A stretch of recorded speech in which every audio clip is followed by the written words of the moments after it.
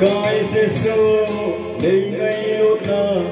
thu gì là san gì cả ghé gom lệ thu lệ là in tập hương gió phôi cầm mai miệt hi in ở trong gì ngày lúc là khôn chế anh na hita ngày lúc là dòng ai yêu bên hỏi là dấu sẽ xuân hamin alo pina dòng ai về hy vọng lo mà ngày đầu chỉ đắm lệ lâu vì cả thế là dấu xin thu in cả tình thì chân dòng suy riêng ta nhé lâu khi là dấu xin đi tu lệ để lệ bọn thiếu dấu xin ba chú sao có cái bên hung chi sẽ đến sao có cái bên mùa là đêm tai để chọn sẽ tâm na đình anahi ngày đó đã dòng ai yêu bên hỏi là dấu sẽ xuân hamin alo pina dòng ai về hy vọng lo mà ngày đôi nhị đắm lệ âu vì cả thế là dấu xin ôm em cả tình thì chân dòng duy riêng ta nhé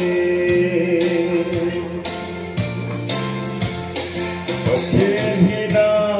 nên riêng dòng lệ vì hiểm họ bằng không kỳ gì linh số bằng hùng kinh ai nhé mình đi chân cross in a head tai đi chọn sẽ tâm na đình anahi ngày đó na dòng ai kiếm bên hỏi là dấu sẽ xuân hamin alo pina dòng ai về hy vọng lo mà ngày đôi khi đắm lệ lâu vì cả thế là dấu xin ôm in cả tình thì chân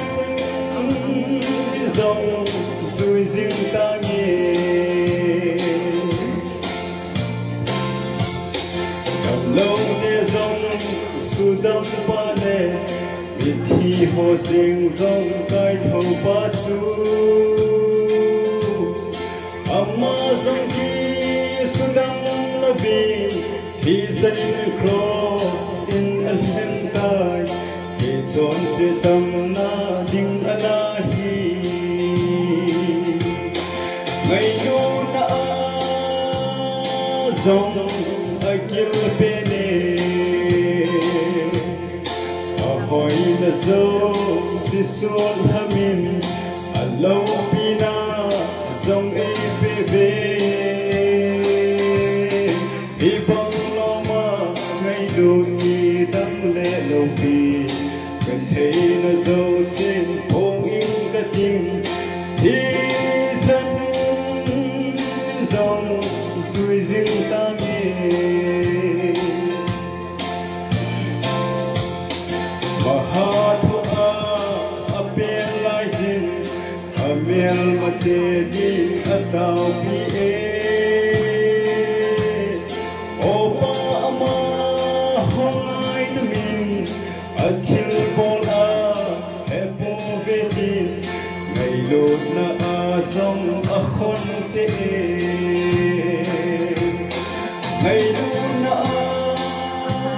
azong agil pene hỏi là dấu sẽ xuân hamin alo pina dòng ai về hy vọng lo mà ngày dầu sen không yên đất nhưng thì chân dòng rồi riêng ta nghe thì chân dòng rồi riêng ta